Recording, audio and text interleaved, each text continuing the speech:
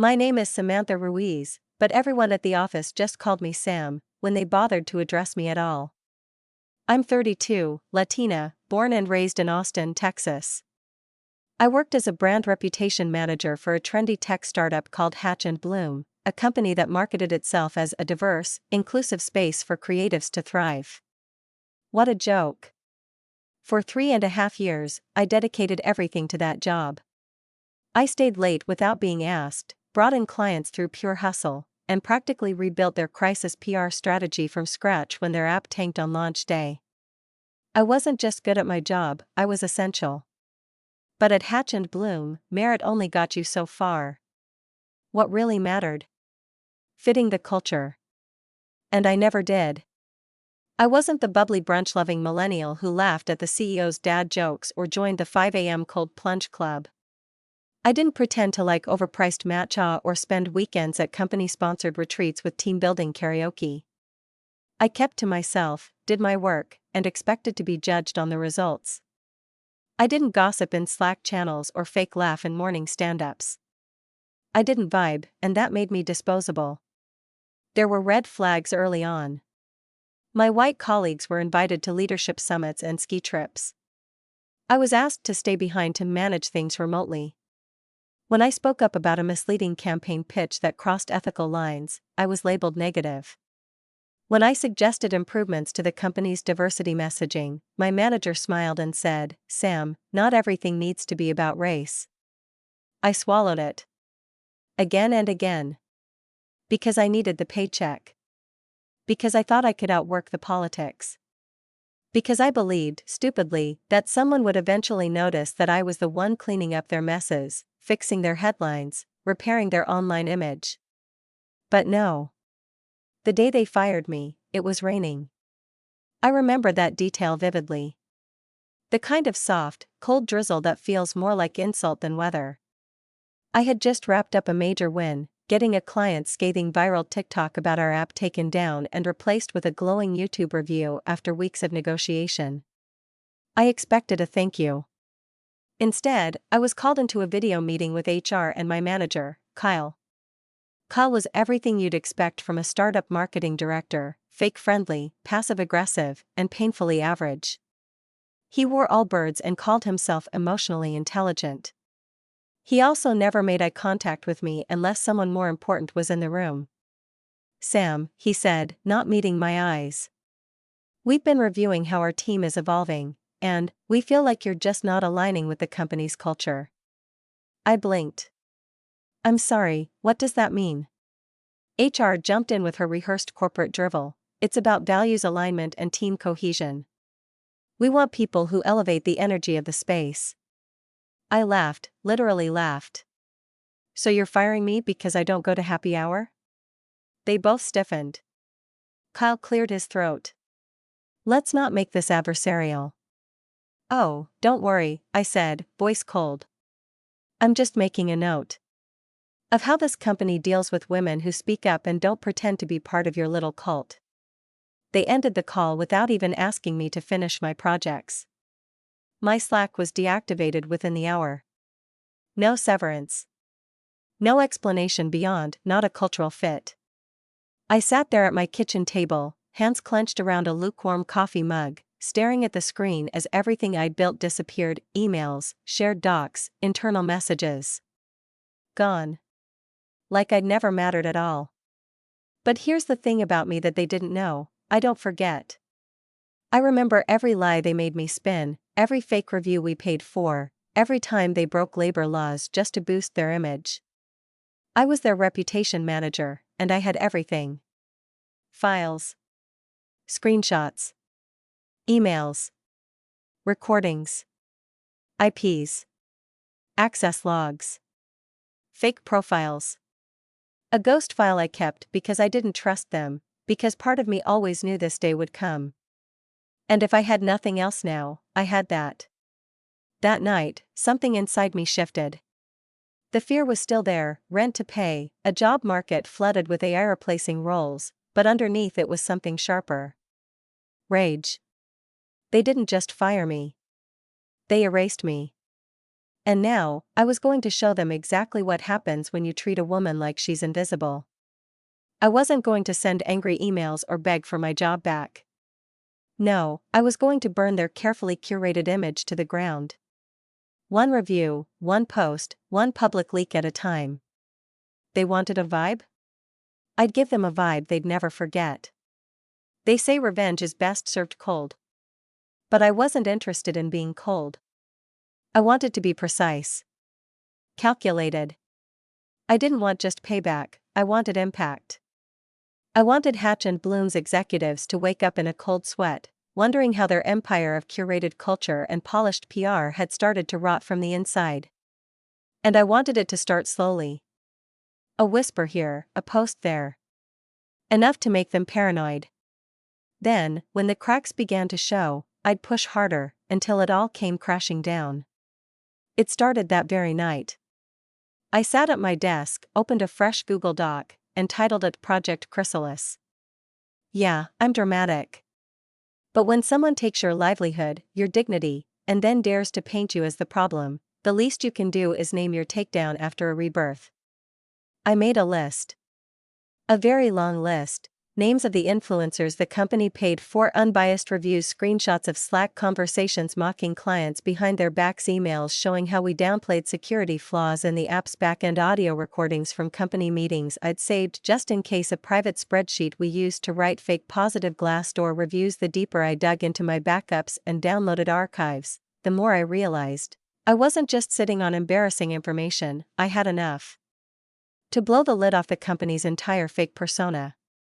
The first move was simple.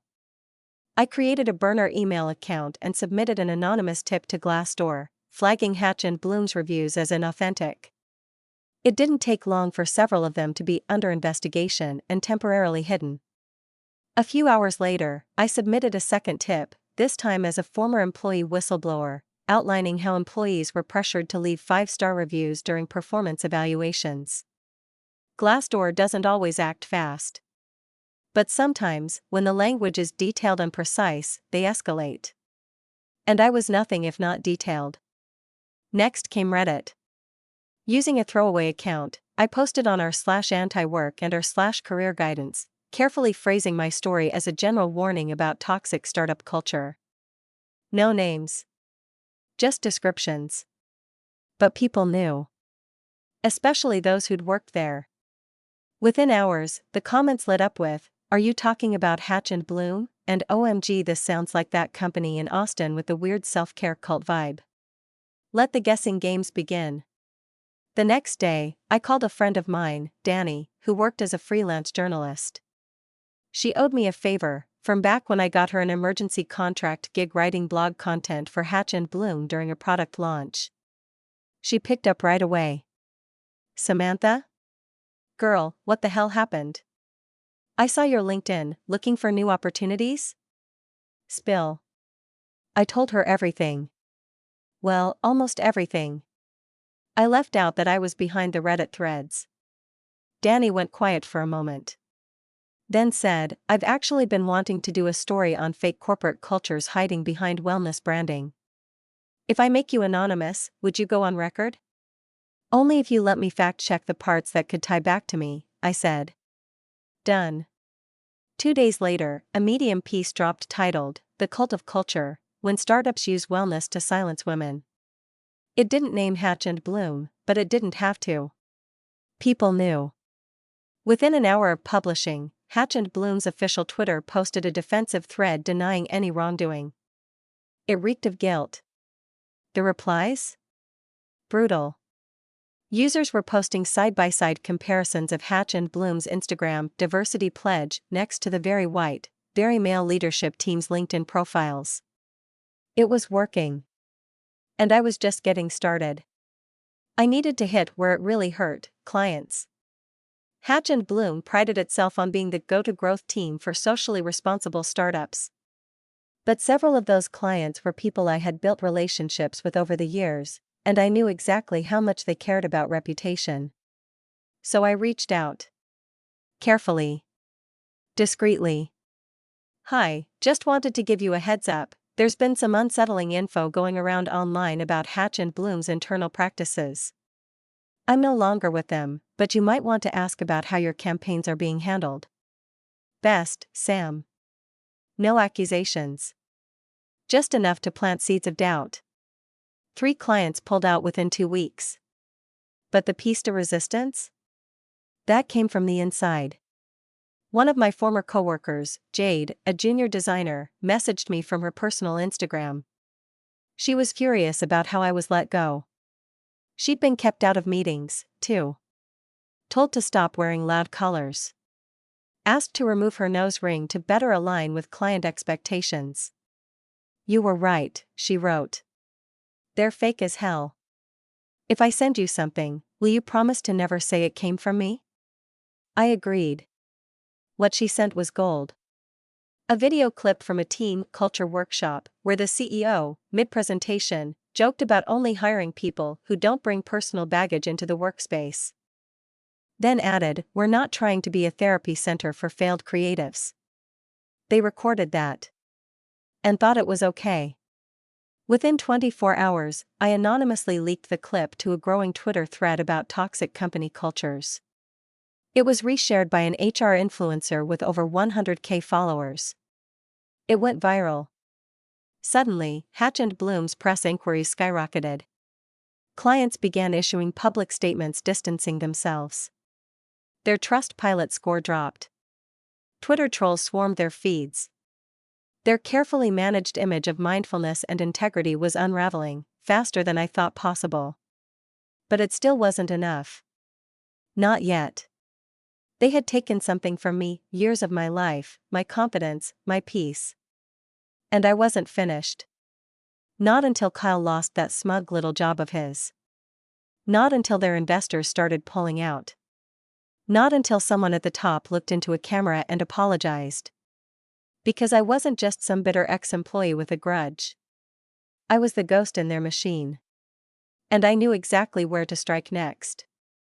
When a company starts bleeding online, negative press, viral clips, bad reviews, most execs reach for 2 things, PR firms and investor reassurance. Hatch and Bloom was no different. They thought their damage control team could mop up the mess, spin it into a miscommunication, and move on. But what they didn't know was, the real storm hadn't even started yet. That's because I wasn't done. I spent 4 years building relationships with our investors, clients, and back-end vendors. I knew their pressure points. I knew the kind of red flags investors run from. So next, I made a new list, this one titled, Investor Implosion Protocol. The goal was simple: panic the people who held the money. Because when VCs start smelling risk, especially reputational risk, they don't give loyalty speeches. They pull out. Fast. And I was going to make sure every major investor Hatch and Bloom had ever wooed was fully, intimately aware of the rot inside. Step 1. I used an old contact sheet I'd exported months ago, back when I was still running investor comms. I had email addresses, calendars, even a few direct cell numbers from back when we were doing quarterly update calls. So I drafted a carefully written anonymous memo, 4 pages long, detailing internal memos pressuring employees to write fake reviews, evidence of unvetted subcontractors working on client campaigns, leaked screenshots of Slack convos where the founders mocked diversity initiatives while promoting them publicly, a still from the now viral workshop video where the CEO belittled failed creatives. Then I created a Proton Mail account under the name Inside Culture Whistle. Subject line: confidential. You may want to reconsider your exposure to Hatch and Bloom's leadership team. It read like a warning. Like something written by an insider who still worked there, someone scared but desperate to get the truth out. I blind copied every single investor I could find. 2 days later, Hatch and Bloom's CFO resigned. They didn't announce it publicly. But LinkedIn told me everything I needed to know. The cracks were spreading. Then came the real blow. I leaked the client database. No sensitive data. No private user info. Just the internal list we used to brag about our brand partnerships, some of which had never even been announced. I sent the list to a few small industry gossip blogs under the subject line, curious how these social justice-focused brands feel about partnering with a company accused of mocking diversity behind closed doors. One of them bit hard. The blog ran a piece titled "These Brands Trusted Hatch and Bloom. Do they know who they're working with?" The article called out the hypocrisy, using quotes from internal Slack screenshots, carefully redacted to avoid privacy issues, and within hours, the tags started flooding Instagram. Hashtag boycott Hatch and Bloom, hashtag do better brands, hashtag not my culture. I didn't need to name myself. The internet did the rest. But I wasn't in the clear. I knew that. While I'd covered my tracks digitally, the more chaos I caused, the more likely someone would start asking questions about who was behind it all. Kyle, the founder, was furious. He started showing up in Reddit threads and tweet replies, writing awkward, corporate-drenched messages like, "We're working closely with legal teams to investigate the source of these malicious lies." He didn't know it yet, but I was the reason their biggest client, a wellness app with a $15 million Series B, suddenly paused all campaigns. The account manager for that client used to send me selfies of her dog when she worked late. One text from me, and she was already rethinking everything. But still, Kyle hadn't stepped down. Their press team kept churning out bland apologies, saying they were committed to growth and undergoing internal restructuring. That's when I knew it was time for my final move. An inside witness. A smoking gun. Something they couldn't spin. So I called Jade, the junior designer who'd helped me before. "I need a favor," I told her. "I'm listening," she said. "Do you still have access to the culture check-in surveys from HR?" She did. And they were gold. The surveys were meant to be private, anonymous employee reflections sent weekly to HR. But guess what? Nothing was truly anonymous at Hatch and Bloom. Jade downloaded a month's worth. She also grabbed a few voice memos accidentally stored in the company's shared drive, clips of stressed-out team leads venting, one of which ended with, "Honestly, if Samantha hadn't been so smart, they'd have kept her just to blame everything on. Now we're screwed." Perfect. I compiled it all. The documents. The voice clips. A timestamped log showing the CEO ignoring multiple HR complaints, including one about racial microaggressions in a client meeting. And this time I didn't go to blogs. I went to The Verge.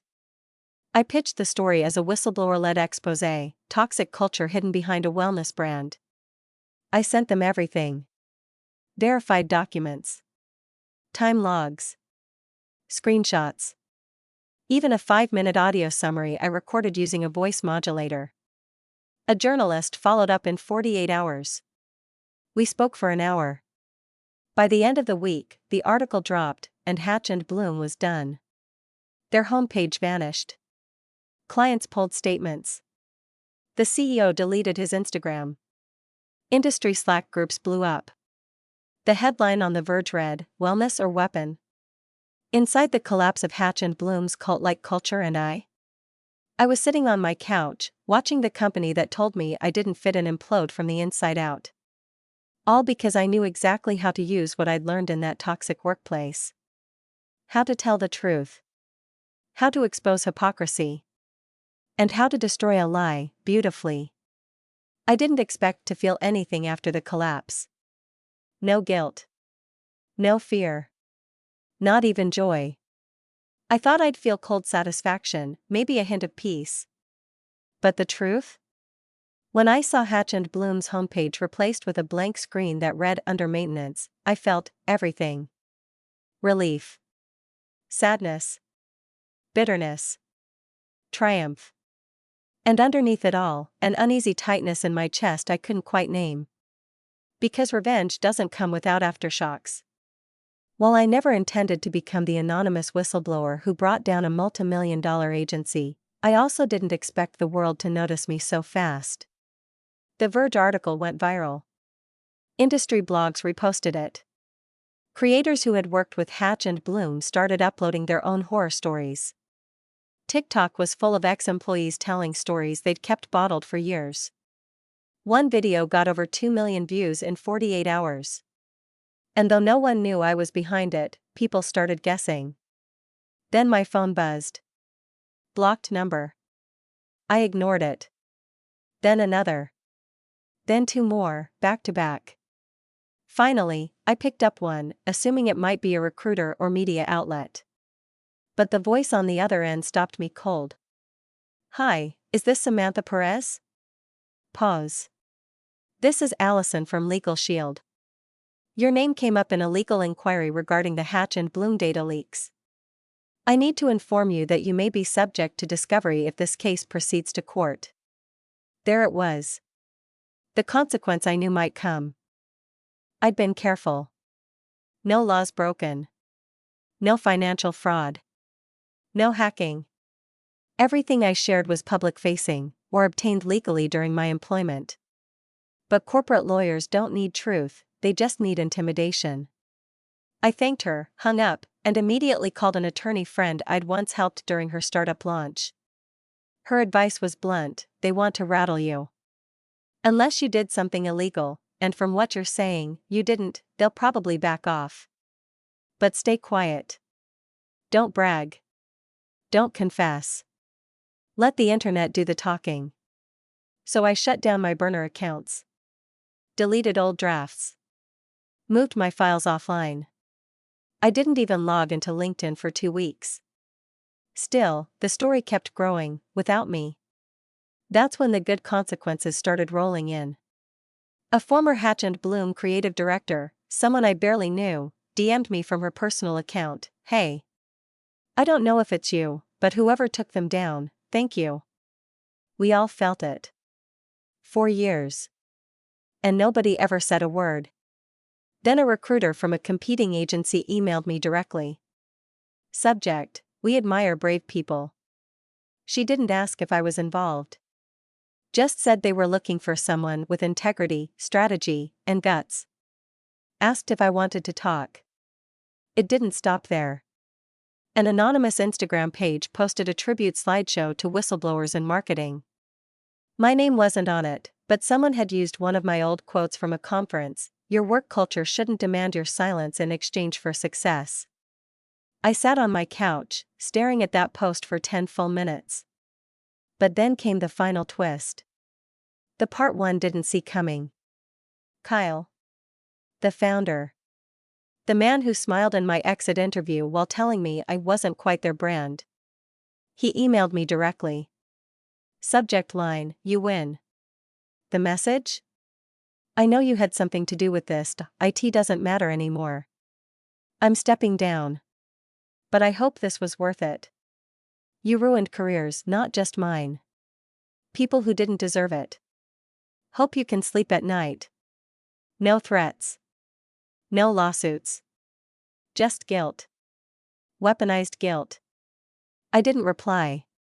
Instead, I forwarded it to a new email folder labeled "Accountability." Because he wasn't wrong, there were casualties. Some of the interns I mentored were out of jobs now.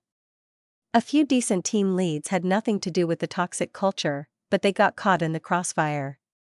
People I respected had to go into damage control mode just because they had the misfortune of working under that leadership. That weighed on me. Still does. But I didn't destroy Hatch and Bloom. They built a house of lies, and I simply removed the curtains. Today, I work at a smaller agency with actual values. We're not perfect. No company is. But here, I can speak. I can lead. I can be myself without pretending to love hustle culture or laugh at sexist jokes during brainstorms. People now ask me to give workshops on ethical brand practices. 2 universities emailed me asking to guest lecture for their business ethics courses. And Jade? She left too. She freelances now, and she's thriving. As for me, I sleep just fine at night. Because I didn't burn a company down. I just struck the match and watched the truth catch fire. It's strange, looking back. When I started working at Hatch and Bloom, I genuinely believed it would be the place where I built my career. I was bright-eyed, hungry, and willing to give everything I had to belong. But belonging turned out to mean shrinking myself down until I barely recognized who I was anymore. And getting fired? That was supposed to be my shame. Instead, it became the start of something I never expected: respect. Or maybe, it's the beginning of a new one. After Hatch and Bloom imploded, I spent weeks in a kind of fog. There were messages of support, job offers, interviews with podcasts and blogs. I kept most of it quiet. I didn't want to become a brand or a symbol. I just wanted to do good work, with good people. Eventually, I landed a role at a creative firm that had once been Hatch and Bloom's biggest competitor. They hired me not just for my portfolio, but for my principles. I was brought on as their director of strategy, but more than that, I was trusted to help shape the kind of culture I had once been pushed out of. And for the first time in years, I felt safe walking into work. But the part one didn't see coming, the part that caught me completely off guard, was the legacy I'd accidentally created. One afternoon, my new boss forwarded me a news article. The headline? 3 more agencies launch anonymous ethics hotlines following industry scandal, and the subheadline? Marketing firms adopt new transparency measures in wake of Hatch and Bloom whistleblower fallout. I stared at the screen in disbelief. What I'd started as an act of personal justice had become a movement. Quiet, maybe. Subtle. But real. People were talking. HR policies were being rewritten.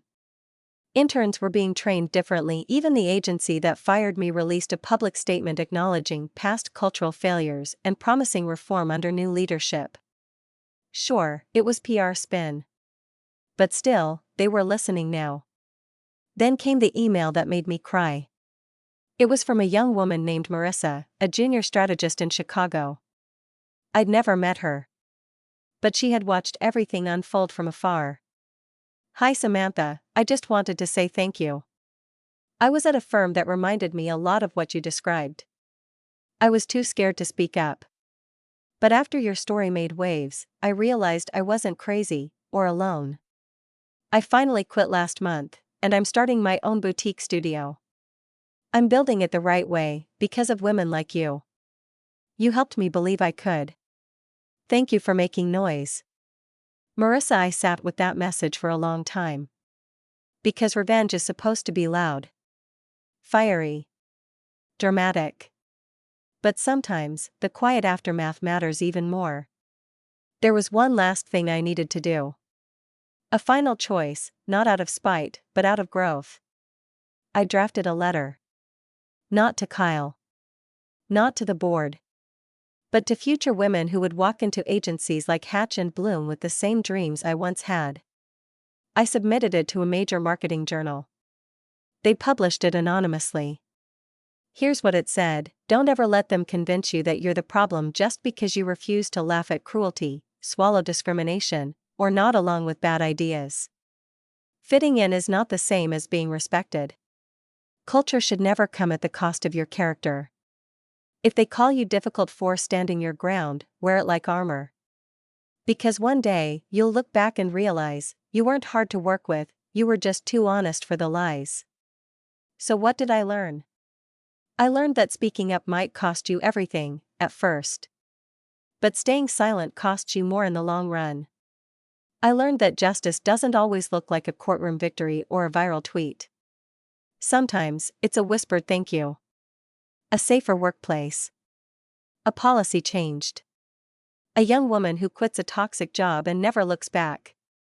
And I learned that I'm not ashamed of being too much anymore. Because the truth is, I was never too much. I was just too real for people who built their success on pretending. Today, I still get emails from people asking if I was the whistleblower. I never confirm or deny. I don't need to. The story spoke louder than my name ever could. And now, when someone tells me I don't quite fit the culture, I just smile. Because if the culture demands silence, exclusion, and conformity, then no, I don't fit. I never will. And that's exactly the point.